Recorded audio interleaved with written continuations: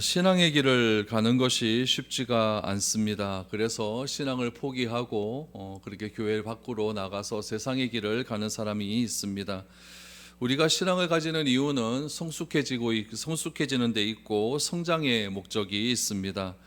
그러나 성장과 성숙이라고 하는 것이 내가 교회만 다닌다고 이루어지는 것은 아니기 때문에 우리가 때때로 위선적인 태도가 우리 삶 가운데 드러날 때가 있습니다. 여러분, 위선이라고 하는 것은 하나님보다 나 자신을 더 의식하는 태도를 위선이라고 이야기를 합니다.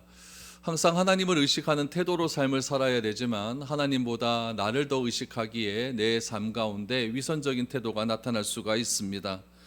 또한 동기가 바르지 못하면서 남에게 잘 보이려고 하는 그런 태도도 위선이다라고 말을 할 수가 있습니다. 그래서 예수님께서는 산상설교를 통해서 위선이 우리에게 있게 되면 신앙은 바르게 성장하지도 못하고 성숙해질 수 없다라는 점을 분명하게 말씀을 해 주셨습니다. 산상수훈에 보면 대표적인 것들을, 위선적인 태도의 대표적인 것들을 몇 가지로 소개하고 있는데, 자신의 욕망을 채우기 위해서 재물을 쌓고자 하는 태도가 위선적인 태도이고, 또한 염려와 걱정하는 태도가 또한 위선적인 태도일 뿐만 아니라 남을 비판하는 태도도 위선적인 태도다라고 말을 합니다. 여러분, 욕망을 채우기 위해서 재물을 쌓고자 하는 태도는 성장의 걸림돌이 됩니다. 염려와 걱정하는 태도는 신앙의 성장을 방해하게 됩니다. 남을 비판하는 태도는 신앙의 성장을 막게 됩니다. 그래서 예수님께서는 이런 위선적인 태도가 우리 가운데서는 사라져야 된다라는 것을 분명하게 이야기를 해 주셨습니다. 그러므로 우리가 진정으로 추구해야 될 것이 무엇인지를 오늘 본문 말씀을 통해서 한번 살펴보시고, 오늘 신앙의 성숙과 성장함을 위해서 우리가 결단해야 될 것이 무엇인지를 오늘 본문 말씀을 통해서 한번 생각해 보았으면 좋겠습니다.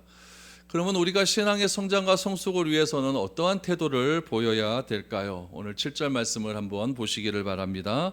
7절에 보시면 구하라 그리하면 너희에게 주실 것이요 찾으라 그리하면 찾아낼 것이요 문을 두드리라 그리하면 너희에게 열릴 것이다 라고 말씀하셨습니다. 예수님은 우리에게 구하고 찾고 두드리라 라고 말을 합니다. 구하고 찾고 두드려라. 그럼 무엇을 구하고 무엇을 찾고 무엇을 두드려야 할까요? 예수님께서 우리에게 주시고자 하는 것을 구해야 될 것이고, 예수님께서 우리에게 원하는 것을 찾고 두드려야 할 것 아니겠습니까? 그것이 무엇인지를 우리가 분명히 알고 구하고 찾고 두드려야 된다라는 이야기죠. 예수님은 이미 마태복음 6장 33절 말씀에서 우리가 구해야 될 것이 무엇인지를 분명하게 말씀해 주셨습니다. 마태복음 6장 34절 말씀해 보시면 여러분 잘 아는 말씀, 너희는 먼저 그의 나라와 그의 의를 구하라. 그리하면 이 모든 것을 너희에게 더하시리라 라고 하셨습니다. 뭘 구하라고 말씀하십니까? 그의 나라와 그의 의를 구하라 라고 말씀을 하십니다.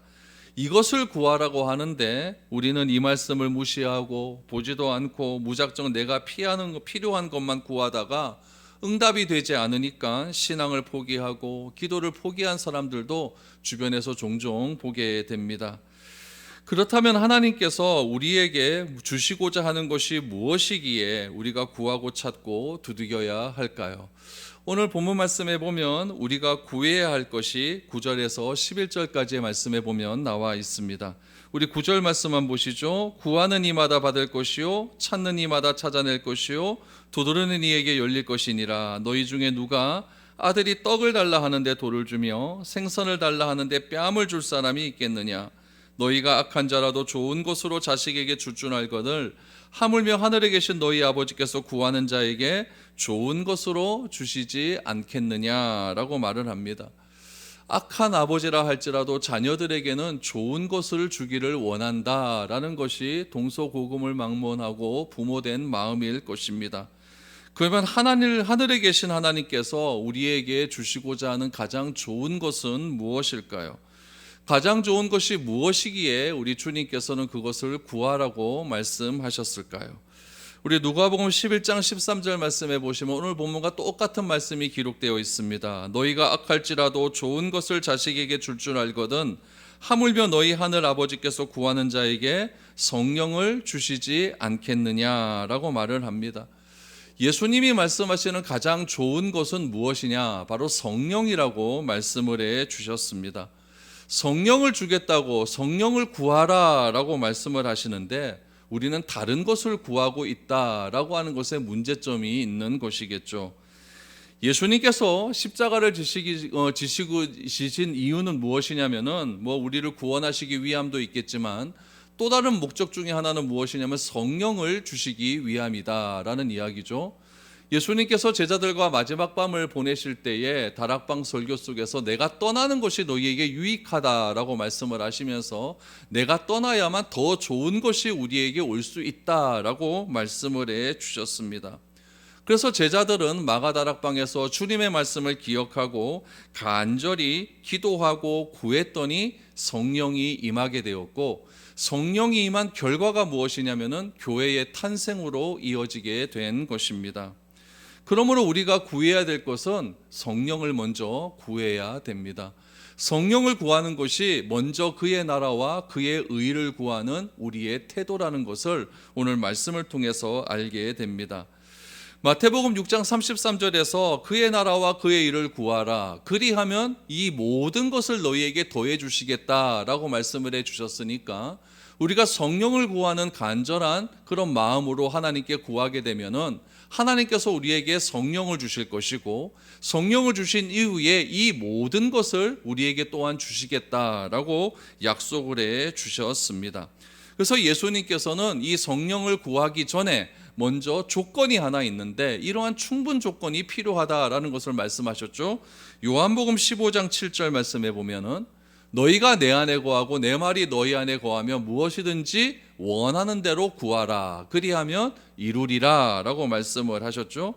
구하기 전에 우리가 취해야 될 것이 있습니다. 그것은 무엇이냐면은 너희가 내 안에 거하고 내가 너희 안에 거하면 이라고 하는 조건절이 담겨져 있는 것이죠. 그러니까 주님과 내가 하나 되는 작업이 먼저 필요하다라는 이야기죠. 예수님의 말씀이 내 안에 차고 넘치게 되면, 그러니까 주님이 내 안에 거하고 내가 주님 안에 거한다는 것은 주님의 말씀이 내 안에 차고 넘친다는 이야기예요. 말씀이 육신이 되신 분이 예수 그리스도 아니십니까? 그러므로 말씀이 내 안에 차고 넘치게 되면 그때 뭐 하라고 하십니까? 구하라 라고 하시는 것이죠. 그리하면 이 모든 것을 너희에게 더해 주시겠다라고 말씀을 하는 거죠. 그래서 우리가 항상 구하기 전에 먼저 취해야 될 것은 무엇이냐면은 하나님의 말씀으로 내가 가득 차 있는지 안 차 있는지를 늘 언제나 생각을 해야 된다라는 이야기죠. 하나님의 말씀으로 가득 차 있지 않는 상태에서 내 마음대로 구해봐야 여러분 주님께서 원하는 것을 주시지 않는다라는 이야기겠죠. 그래서 내 마음에 말씀으로 가득 차게 되어서 그 말씀으로 가득 차게 되면 우리가 나오는 기도의 제목이 무엇을 구하게 되냐면은 성령을 구하게 된다라는 이야기죠. 주님의 말씀이 여러분 성령을 구하라라고 말씀을 하셨기 때문에 그 말씀으로 가득 찼는데 내가 다른 것을 구할 수가 있겠습니까? 성령을 구하게 되면, 성령을 받게 되면 그 결과가 무엇이 이루어진다고요? 교회가 이루어진다라는 이야기죠. 그러므로 교회가 바르게 이루어져 가기 위해서는 항상 필요한 조건이 있습니다. 그것은 무엇이냐면은 하나님의 사명을 이루어 가기 위한 성령의 충만함을 구해야 된다라는 이야기죠. 교회가 세워지기 위해서 사람도 필요하고 물질도 필요하고 장소도 필요하고 여러 가지 도구들도 필요하겠지만 그런 것보다 앞서 우리에게 필요한 것은 얼마나 내가 성령 충만한 삶을 살아가고 있는가, 그 성령 충만함을 통하여서 내가 어떻게 교회가 탄생될 수 있는가, 이러한 것들이 우선되어야 된다라는 이야기입니다. 그래서 바울도 보면은 주님을 만난 이후에 구한 것이 있습니다. 여러분 무엇을 구했는가? 로마서 8장 32절을 보시면 자기 아들을 아끼지 아니하시고 우리 모든 사람을 위하여 내어주신 이가 어찌 그 아들과 함께 모든 것을 우리에게 주시지 아니하겠느냐라고 말씀을 하고 있는 것이죠. 아들을 주신 이가 모든 것을 주시지 않겠느냐라고 우리에게 오히려 반문하고 있습니다. 바울이 여러분 성령을 받습니다. 성령의 충만함을 받죠. 주님을 만나고 주님과의 그 관계 속에서 여러분 성령을 만나게 됩니다. 성령을 어떻게 만났습니까?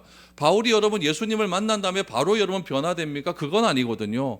바울이 주님을 다메섹 길에 가는 길에서 예수님을 만나고 난 뒤에 바울이 취한 태도는 무엇이냐면은 진짜 내가 만난 그 메시아가, 그 음성이 구약에서 약속한 그 음성이 맞는가, 구약에서 말씀하신 약속하셨던 그 그리스도가 맞는가를 바울은 깊이 있게 율법을 파고 들고 공부를 한 겁니다. 그러면서 율법의 말씀이 자기 가운데 충만해졌을 때 바울 스스로가 교회가 된 것이고, 바울이 고백한 것은 무엇입니까? 그 내가 만난 그 예수가 바로 주님께서 보내어주신 아들이라는 사실을 믿게 되는 것이죠. 아들을 보내어주신 그 하나님께서 우리가 구하는 자에게 뭐가 아까워서 주시지 아니하겠느냐라고 반문을 하고 있는 것이죠. 그래서 바울은 스스로가 교회가 됩니다. 스스로가 교회가 돼서 아시아를 다니고 마게도안을 다니면서 여러분 많은 교회를 설립하지 않습니까? 그래서 바울은 교회 안에서 구원받은 백성들이 모여서 추구해야 될 것은 무엇이냐? 성령을 추구해야 되는 것이고, 구원을 추구해야 되는 것이고, 예배를 추구하는 그런 교회가 되어져 갈 것을 바울은 이야기하고 있었던 것입니다. 그래서 예수님께서 구하고 찾고 두드리라고 했을 때 우리가 무엇을 구해야 됩니까? 성령을 구해야 된다. 성령을 구할 때 무엇이 중요합니까? 하나님의 말씀이 내 안에 차 있어야 된다. 그럴 때 말씀이 우리에게 요구하는 것은 무엇이냐면은 성령이다라는 것을 알게 되는 겁니다. 그럼 우리가 구하는 것은 성령을 구한다고 한다면 찾으라라고 하지 않습니까? 우리는 무엇을 찾아야 합니까? 여러분, 구한다라고 하는 것은 무엇이냐면은 내 내면의 갈망과 동기입니다. 내 내면 속에서 갈망하는 것이 있는 거예요. 내 내면 속에서 동기부여가 있는 것이죠. 그 내면의 갈망과 동기를 구하는 것이다라고 한다면은, 찾는다라고 하는 것은 무엇이냐면은 우리의 동기가 표출되기를 시작하는 거예요. 우리의 동기가 이제 슬슬 이제 행동으로 옮겨지기 위한 준비가 일어나기 시작하는 거죠. 여러분, 찾는 사람을 보면은 어떻게 하면 가만히 이렇게 찾지 않습니다. 여러분, 무엇을 찾을 때 어떻게 합니까? 막 두리번 막에 거려요. 막 두리번 거리고, 요즘은 두리번 안 거리죠. 휴대폰 검색하면 다 나오니까 막 이렇게 찾습니다. 무엇을 그럼 우리가 간절히 찾아야 할까요? 여러분, 우리가 무엇을 구해야 된다고 합니까? 성령을 구해야 된다. 그럼 우리가 찾는 것도 무엇 안에서 찾아야 될까요? 성령 안에서 찾아야 돼요. 성령 안에서 찾게 되면 누구를 만나게 될까요? 하나님을 만나게 됩니다. 그래서 하나님을 갈망하는 것보다 더 위대한 추구함은 없다라는 것을 알게 되는 겁니다. 다른 것을 찾는 것이 아니라 우리의 인생의 목적은 하나님을 추구하는 데에 있는 것이죠. 그래서 하나님을 찾기 위하여 우리가 간절히 하나님 앞에서 나아가야 된다라는 이야기죠. 여러분, 우리가 하나님을 찾아야 하는 이유는 무엇이냐면, 하나님은 영이시기 때문에, 우리를 살리시는 분이기 때문에 늘 언제나 하나님을 찾아야 됩니다. 여러분, 하나님을 찾는다라고 하니까 하나님이 멀리 떨어져 있는 것 같아요. 하나님은 멀리 떨어져 있을까요? 그렇지 않습니다. 하나님은 나와 함께 하시는 임마누엘의 하나님이십니다. 그래서 내 안에 계시는 하나님을 늘 언제나 부르고, 하나님과의 관계 속에서 하나님을 내가 간절히 부를 때에 하나님과의 관계가 더욱더 회복될 수 있는 그런 찰점, 그런 갈망함들이 우리에게 필요하다라는 이야기죠. 그래서 우리가 찾아야 될 것의 대상은 하나님이다라는 이야기입니다. 세 번째로 우리가 두드려야 할 게 있습니다. 무엇을 두드려야 할까? 여러분, 우리가 구한다라고 하는 것은 내적인 갈망과 동기라고 했죠. 찾는다라고 하는 것은 나의 동기가 표출되기 시작한다라고 했죠. 두드린다라고 하는 것은 내가 행동으로 옮겨진다라는 것을 의미합니다. 여러분, 두드린다, 어디서 두드릴까요? 우리가요? 뭘 두드리죠? 우리가? 문을 두드리죠. 내가 문을 두드린다라고 하는 것은 문을 두드리는 대상이 안에 있다는 얘기입니까? 밖에 있다는 얘기입니까? 여러분, 내가 찾는 대상은 안에 있고 두드리는 사람은 어디 있습니까? 밖에 있는 거죠. 그럼 밖에 있는 사람이 두드리는 이유는 무엇일까요? 안에 있는 사람이 열어줄 것이라고 하는 확신이 있을 때 두드릴 수 있는 겁니다. 그러니까 안에 있는 대상에 대한 믿음이 있을 때 내가 두드릴 수가 있는 것이지, 안에 있는 대상이 절대로 문을 두드리지 않을 것이다 라고 하는 그런 불확신 속에서는 우리가 절대로 문을 두드릴 수는 없다라는 이야기죠. 여러분, 이런 불확실성을 가진 사람들이 그냥 문을 두드리지 않고 들어오는 사람들이 있습니다. 누굽니까? 도둑이죠. 도둑이 노크하고 들어오는 사람이 있습니까? 아니에요. 도둑은 그냥 갑자기 들어와요. 몰래 들어온다는 이야기죠. 그러니까 안에서 나를 열어주지 않을 것이다 라고 생각하는 사람, 아내 사람과 두드리는 사람의 신뢰관계가 없는 사람은 절대 두드리지 않습니다. 그러나 신뢰관계가 있는 사람은 두드릴 수 있다라고 말을 하는 것이죠. 여러분, 강도는요, 도둑은요, 위협하고 막 협박하면서 그렇게 들어오지 않습니까? 우리가 잘못된 신앙을 가지게 되면은 이렇게 타인을요, 다른 사람을 위협하고 협박할 수가 있는 거예요. 그러나 하나님은 절대 그런 분이 아닙니다. 하나님은 문을 두드리라 라고 말을 하죠. 문을 두드리라 라고 하는 이유는 무엇이냐면은 창조주 하나님께서 피조물 된 우리를 인격적으로 대해 주신다라는 이야기예요. 여러분, 애들 다 크고 나면요, 애들 방에 들어갈 때도 노크하고 들어갑니다. 어릴 때야 그냥 막 들어갈 수 있지만은 애들이 다 크고, 요즘은 애들 막 중학생만 돼도 여러분 앞에다가 딱 붙여놓죠. 노크하고 들어오세요. 딱 들어오지 않았습니까? 이건 뭐냐면 나도 컸다라는 이야기 아닙니까? 근데 그런 노크하고 들어오세요라고 하는 표준말이 없어도 내가 노크를 하는 이유는 뭐냐면은 내 자식을 인격적으로 내가 대하겠다라고 하는 부모의 태도에서 나온다라는 이야기죠. 여러분, 예수님이 우리를 그렇게 대하시고 있다는 이야기예요. 여러분, 계시록 3장 20절 말씀을 보세요. 볼지어라 내가 문 밖에 서서 두드리노니 누구든지 내 음성을 듣고 문을 열면 내가 그에게로 들어가 그와 더불어 먹고 그는 나와 더불어 먹으리라 라고 했습니다. 문이 있어요. 여러분, 문 밖에 계신 분은 누굽니까? 예수님이에요. 안에 계신 사람은 누굽니까? 나예요. 그 예수님께서 노크를 하고 있습니다. 왜 노크합니까? 열어줄 줄 믿기 때문에 노크하고 있는 거예요. 열어줄 줄 믿지, 그 대상과의 관계가 여러분 불확실해야 되면 어떤 사람이 들어온다고요? 도둑이 들어오는 거잖아요, 그렇죠? 근데 예수님이 내 마음 속에 들어오실 때 그냥 들어오시는 것이 아니라 노크하고 들어오신다는 이야기는 나를 인격적으로 대하시고 있다는 증거라는 이야기예요. 그래서 항상 나를 두드리고 계신대요. 두드리고 계시는데 그 음성을 듣고 내가 문을 열면 그가 나에게로 들어와서 그와 더불어 먹고 나도 그와 더불어 먹는다라고 이야기를 하고 있는 것이죠. 누구와 먹을 수 있습니까? 가족끼리 먹는 것 아닙니까? 편한 사람과 먹는 것 아닙니까? 불편한 사람과 먹으면 은치입니다. 그렇죠? 편한 사람과 식사를 하면서 믿음의 관계를 그렇게 유지하고자 하는 것이 바로 주님의 마음이라는 이야기죠. 예수님은요, 우리가 문을 열어줄 때까지 기다리고 계시는 분이에요. 그러나 사탄은요, 문을 두드리고 우리에게 들어오는 그런 존재는 아니죠. 그냥 들어옵니다. 예수님은 우리를 인격체로 보시기 때문에 문을 두드리고 있습니다. 우리도 인격적으로 구하고 인격적으로 찾고 인격적으로 두드리는 그런 태도가 필요한 것입니다. 왜 그런 태도가 필요할까요? 주님도 우리를 인격적으로 대해 주시기 때문에 그렇다라는 이야기죠. 그럼 여러분, 구하고 찾고 두드리라고 했어요. 그럼 구하고 찾고 두드리면 바로 여러분 그게 다 될까요? 이게 아니에요. 주님도 우리를 두드리고 계시는데 내가 바로 열지 않지 않습니까? 그러니까 여러분, 구하는 것, 찾는 것, 두드리는 것에는 반드시 한 가지 요구되는 사항이 있는데 그것은 무엇이냐면 기다림, 성경에서는 인내라고 이야기를 하고 있습니다. 응답될 때까지 기다려야 하고 만날 때까지 기다려야 하고 열릴 때까지 기다려야 하는 인내가 필요하다라는 이야기죠. 그래서 이 믿음이라고 하는 것은 기다림을 요구하는 과정입니다.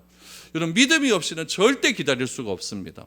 옛날에 여러분 휴대폰도 없고 호출기도 없고 이랬을 때는 그 사람이 나온다고 하는 그 약속을 내가 믿기 때문에 그냥 기다리는 것 아니겠습니까? 믿지 않으면 그냥 가버리는 거죠. 그러니까 우리도 하나님을 믿는다라고 하는 이유는 무엇이냐면은 우리의 삶의 태도 가운데 기다릴 수 있다, 기다릴 수 없다라는 것으로 판단이 될 수가 있는 것이죠. 성령님을 만난 이후의 과정도 기다리고 인내하는 과정이 필요하다라는 이야기. 그렇기 때문에 여러분, 앞에서 말씀드린 것처럼 신앙의 길이 절대로 단순하지 않은 이유가 바로 여기에 있는 겁니다. 내가 아무리 간절히 구한다고 해도 여러분, 주님께서 주시지 않는다면은 우리는 여러분 그걸 받을 수가 없는 것이죠. 그래서 우리가 구하고 찾고 두드림으로 어떨 때는요, 물질적인 풍요로움이 찾아올 수도 있고 또 원하는 것이 이루어진다라고 할 수도 있지만은 그 가장 근본적인 가장 밑바닥에는 무엇이 있느냐? 여러분, 구할 때는 우리는 성령님을 구해야 되는 것이고 찾아야 할 때는 하나님을 찾아야 되는 것이고 두드리는 데는 믿음이 필요하다라는 사실을 꼭 기억해야 된다라는 것을 주님은 우리에게 말씀해 주시고 있는 겁니다. 우리는 하나님을 만났기 때문에 그래서 우리는 하나님 앞에 나올 수가 있는 것이죠. 그래서 이러한 모든 것들을 경험했던 다윗은 시편 23편 편에서 사울로부터 쫓김을 받는 상황 가운데서 무엇이라고 고백하냐면은 여호와는 나의 목자시니 내게 부족함이 없다라고 고백할 수 있는 이유가 여기에 있는 것이죠. 그래서 여러분, 우리가 구하고 찾고 두드릴 때 우리 하나님께서는 성령을 주시고 하나님과의 만남을 주시고 또한 또 주님과의 믿음을 더욱더 돈독하게 해주신다라고 말씀을 해주셨어요. 이런 모든 것들이 이루어져가는 결과가 무엇인가? 바로 우리가 교회가 될 수 있는 것, 내가 참된 그리스도인이 될 수 있는다라는 이야기죠. 그럼 여러분, 우리가 구했어요. 우리가 찾았어요. 우리가 간절히 두들겼어요. 그래서 성령님을 만나고 또한 하나님을 만나고 나의 믿음이 더욱더 커졌다고 한다면 내 삶 가운데는 어떤 태도의 변화가 일어나게 될까요? 여러분, 이 기독교는요, 변화의 종교거든요. 그래서 내가 변화되지 않으면은 변화되지 않는다라고 하는 것은 내가 잘못 믿고 있다라는 증거예요. 오늘 본문 말씀 속에서도 내가 이렇게 하나님을 찾고 성령님을 만나고 또한 믿음이 커져가게 되면은 삶의 태도에 변화가 일어난다라고 말을 합니다. 그 변화를 오늘 12절에서는 이렇게 이야기합니다. 그러므로 무엇이든지 남에게 대접을 받고자 하는 대로 너희도 남을 대접하라. 이것이 율법이요 선지자니라 라고 말합니다. 여러분, 마태복음 7장 12절을 우리가 황금률이라고 이야기해요. 황금률. 우리가 하나님을 구합니다. 하나님을 찾습니다. 두드리면 우리에게 오는 변화는 무엇이냐? 대접하는 삶이 된다라는 것이죠. 여러분, 우리도 그래요. 나에게 함부로 말하고 함부로 나를 대하는 사람을 만나고 싶습니까? 만나기 싫습니까? 이건 만나기 싫어요. 나에게 함부로 하는 사람 만나기 싫죠. 세상은요, 자기의 이익에 도움이 되는 사람을 대접합니다. 내가 저 사람하고 밥 한 번 사줬는데 밥 한 번 대접했는데 그 사람이 나에게 아무런 이익이 없으면 뭐하러 대접합니까? 그렇죠? 그러니까 그 사람에게 어떤 존경의 마음이나 그 사람에게 어떤 이익이 되는 거나 이런 거, 나에게 어떤 유익이 될 때 세상은 여러분 대접을 한다라는 이야기죠. 그러면 나에게 존경의 대상도 되지 않고 나에게 이익도 되지 않는 사람들은 세상은 어떻게 사람들을 대합니까? 그냥 무시해버리는 거죠. 그 사람이 어떻게 대하든지 말든지 무시해버립니다. 그래서 세상은 점점 악해지고 각박해질 수밖에 없는 겁니다. 그러나 성경은 우리에게 뭐라고 이야기하느냐? 조건적으로 대접하지 말라라고 이야기를 합니다. 내가 하나님을 만나고 또한 내가 성령님을 찾아서 내가 구하게 되고 또한 내가 온전히 하나님에 대한, 주님에 대한 믿음이 더욱더 돈독해진다면은 나의 유익과 나의 만족 때문에 상대방을 대접하는 것이 아니라 그냥 대접하라 라고 이야기를 하고 있는 것이죠. 여러분, 우리도 그래요. 내가 좀 더 큰 자동차를 타고 내가 좀 넓은 집에서 살기를 원하고 내가 좋은 옷을 입고 더 잘생겨지고 더 아름다워지고 그런 이유는 무엇이냐면 다 대접받고 싶어서 그런 거예요. 대접받고 싶어 그런 거죠. 그런데 예수님께서 이 땅에 오셔서 우리에게 보이신 태도는 무엇이냐면은 대접받는 삶이 아니었습니다. 그래서 주님께서 이 땅에 태어나실 때 그 태어나는 장소도 어디였어요? 말구유 아닙니까? 말구유. 그러니까 대접받고 싶어서 오신 분이 아니라는 것을 알게 되는 것이죠. 예수님은 자신은 이 땅에 오신 목적이 대접받기 위함이 아니라 섬기기 위해서 오셨다라고 분명히 이야기를 합니다. 그래서 예수님께서 오늘 12절 말씀에서 우리가 대접받기를 원한다라고 한다면 먼저 뭘 하라고 합니까? 대접해라라고 말씀을 합니다. 왜냐하면 그것이 성령을 받은 삶이고 그것이 하나님을 만난 사람의 태도이고 그것이 주님께서 나의 마음의 문을 두드렸을 때 문을 열어둔 사람의 모습이기 때문에 그렇다라는 이야기죠. 세상은 절대 우리를 먼저 대접하지 않습니다. 한 대 맞으면 두 대를 때리려고 하는 것이 세상의 태도이지 한 대 맞았다고 해서 그것을 용서하는 태도가 보이지 않습니다. 그렇게 세상은요, 가만히 놔두면 더 나빠질 것이고 더 악해질 것이고 더 타락하게 될 수밖에 없는 것입니다. 지금 우리가 사는 세상이 여러분 더 좋아질 것으로 기대하십니까? 더 나빠지고 더 악해지는 일이 더 많아질 것입니다. 이것은 여러분 창세기에 아담과 하와가 타락한 이후로부터 오늘에 이르기까지 세계의 역사가 여러분 다 악해지는 그 악의 순환 속에서 살아가고 있는 것 아니겠습니까? 그러므로 우리가 하나님을 만난 삶의 증거는 무엇이냐? 그 세상과는 차별된 삶을 살아야 할 것인데 그 차별된 삶을 주님은 대접이라고 이야기를 하고 계시는 것이죠. 남이 나에게 말을 걸어줄 것을 기대하면 아무런 변화가 일어나지 않습니다. 내가 먼저 찾아가서 말을 거는 겁니다. 내가 먼저 찾아가서 그 사람을 대해주는 것이죠. 내가 먼저 찾아가서 커피 한 잔 먹자고 그렇게 말을 먼저 걸어주는 것이 우리 그리스도인의 태도라는 이야기죠. 먼저 남을 대접하고 배려하는 것이 중요한 이유는 무엇이냐면은 하나님께서 나를 먼저 대접해 주셨고 하나님께서 나를 배려해 주셨고 하나님께서 나를 인격적으로 대해 주셨기 때문에 그렇다는 이야기입니다. 그래서 나는 다른 사람을 대접하기로 결단하는 것이 내가 교회된 삶의 모습이고 내가 그리스도인의 삶의 태도라는 이야기죠. 그래서 예수님은 이렇게 남을 먼저 대접하는 삶을 12절 여러분 결론으로 뭐라고 얘기하냐면 마무리 이렇게 얘기해요. 이것이 율법이요 이것이 선지자라고 이야기합니다. 예수님 당시에 하나님의 말씀은 그냥 율법책이었어요. 율법책이었어요. 그냥 70인의 유명한 유대인 학자들이 이런 번역한 책이 있거든요. 그거를 70인역이라고 해요. 그러니까 예수님께서 회당에서 성경 말씀을 피지 않습니까? 그것이 다 뭐냐면은 70인역들이에요. 70인역을 그렇게 펴시고 그렇게 다 읽었다는 이야기죠. 율법이요 선지자라는 이야기는 뭐냐면은 하나님의 말씀의 완성이라는 이야기예요. 선지자가 뭐 하는 사람입니까? 하나님의 말씀을 전하는 사람 아닙니까? 뭐가 하나님의 말씀의 완성이고 뭐가 선지자들이 전하는 말씀의 핵심이 뭐라는 이야기입니까? 대접하라는 이야기예요. 대접하는 삶이 율법이고 대접하는 삶이 선지자의 삶이라고 분명히 우리에게 말씀을 해주고 있는 것이죠. 그럴 때 내가 서 있는 그곳에서 세상은 변화가 된다는 이야기죠. 세상은 어떻다고 이야기합니까? 더 악해지고 더 나빠집니다. 그 속에서 나는 무엇을 실천하냐면은 대접하는 삶을 실천하는 것이죠. 그것이 하나님의 말씀의 완성이기 때문에 그곳에서 아름다운 삶의 세상의 변화가 일어날 수가 있는 것이죠. 여러분 이것이 하나님의 지혜예요. 우리는 어떻게 해야 세상이 바뀐다고 생각하느냐? 막 퍼붓고 막 돈으로 막 그냥 막 주고 이러면 세상이 변한다고 생각해요. 그러나 절대 그것으로 세상이 변하지는 않습니다. 내가 먼저 희생하고 내가 먼저 섬기는 삶의 태도를 보일 때에 그럴 때 세상은 변화된다라는 거죠. 우리가 아무리 회의한다고 해서 여러분 이런 지혜가 어떻게 나올 수가 있겠어요? 그래서 우리가 하나님의 지혜는 따라갈 수가 없는 것이죠. 우리를 어떻게 구원하십니까? 자기 아들을 죽이시면서 여러분 우리를 구원하시기 위한 하나님의 지혜가 거기서 나오는 거예요. 이렇게 대접하는 삶, 섬기는 삶. 여러분 대접하고 싶습니까? 대접받고 싶습니까? 받고 싶죠. 그러니까 이게 하기 좋은 거예요? 싫은 거예요? 싫은 거예요.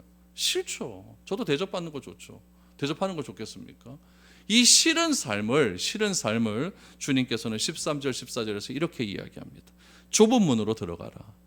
멸망으로 인도하는 문은 크고 그 길이 넓어 그리로 들어가는 자가 많고 생명으로 인도하는 문은 좁고 길이 협착하여 찾는 자가 적음이라 라고 말합니다. 여러분 좁은 문이라고 하는 것은 한 사람이 들어가기도 굉장히 불편한 문을 좁은 문이라고 이야기를 해요. 줄을 서야만 들어가는 문입니다. 저기 베들레헴에 가면요 예수님 탄생교회라고 있어요. 예수님 탄생교회 가면 그곳에서 예수님이 탄생했다라고 그렇게 믿고 있는 거죠. 그래서 거기에 바로크 시대 때에 거기다 큰 교회를 예배당을 하나 지어놨어요. 그 베들레헴 예수님 탄생교회에 들어가려면요 어떻게 들어가야 되냐? 문이요 어느 정도 되냐면 제가 완전 쭈그리고 앉아가지고 기어 들어가야 됩니다. 겸손의 문이라 그래요. 겸손의 문. 예수님은 그렇게 들어오셨다라는 이야기죠. 예전에는 문이 굉장히 컸어요. 굉장히 컸는데 그것을 줄이고 수리해가지고 문이 요만합니다. 저처럼 뚱뚱한 사람 들어가면 시겁합니다. 막 이렇게 기어 들어가요. 그런 문이라는 이야기. 주님이 들어가는, 주님이 원하시는 문은 그런 문. 그런 문으로 들어가는 것이 어떤 삶이다? 배접하는 삶이다라고 이야기를 하고 있는 거죠. 예수님이 이 땅에 오신 이유가 여러분 대접받기 위한 삶이 아니라 대접하기 위한 삶을 오셨기 때문에 우리 또한 대접하는 삶을 살아야 된다라고 말을 하고 있는 것이죠. 여러분 이렇게 대접하는 삶을 살면요 굉장히 지칩니다. 내가 누군가에게 무엇을 좀 주고 무언가 선물도 좀 하고 대접하고 이러면 나에게 좀 오는 것이 있으면 기분이 좀 좋아요. 그렇죠? 한 10번 줬으면 한 번은 줘야 될 건 아닙니까? 근데 10번을 줘도 한 번은 안 줍니다. 그럼 짱 납니까? 짱 안 납니까? 짜증이 나갖고 내가 이렇게 할 필요가 있나 없나 차락하면 이런 생각을 할 때도 있는 거예요. 그러나 여러분 아무리 대접해도 나에게 오는 것이 없고 그러면 상대방에게 서운하죠. 섭섭할 때도 있습니다. 그러나 주님은 그럼에도 불구하고 무슨 문을 선택해라? 좁은 문을 선택해라 라고 말을 합니다. 여러분, 주님이 승천하신 이후에 10일 만에 마가다락방에 오순절에 성령이 임했습니다. 성령 세례를 받은 사람이 120명이 성령 세례를 받게 되었죠. 이들을 통해서 교회가 탄생합니다. 각 사람이 교회이고 그 사람들이 모여서 예루살렘 교회라고 하는 최초의 신학의 교회가 탄생을 하게 되었죠. 많은 사람이 예수가 그리스도라는 사실을 믿고 어떤 문을 선택했냐면은 좁은 문을 선택했습니다. 믿음을 선택한 사람의 수가 점점 많아지기를 시작했어요. 어떤 통계에 보니까 이 지구상의 그리스도인의 수가 약 3분의 1 정도는 그리스도인이다. 30% 이상이 그리스도인이다 라고 이야기를 해요. 그런데 이 30% 이상이 그리스도인이라고 말을 하면서도 이런 숫자가 무슨 의미가 있냐라고 말하는 사람도 종종 보게 됩니다. 왜냐하면은 여러분, 왜 그런 사람들이 그 숫자를 무시하냐면요, 좁은 문 중간에 이 좁은 문의 의미가 변질되고 퇴색되었기 때문에 그렇습니다. 성경은 분명히 우리에게 좁은 문으로 들어가라, 좁은 문을 선택해라 라고 말을 하고 있습니다. 그러나 이 좁은 문요, 우리가 생각하고 우리가 바라는 가치와는 정반대의 문을 이야기하고 있는 거예요. 그러다 보니까 이 좁은 문을 말을 하면서 우리가 마음 가운데 넓은 문도 가기를 원하는 마음이 있을까요, 없을까요?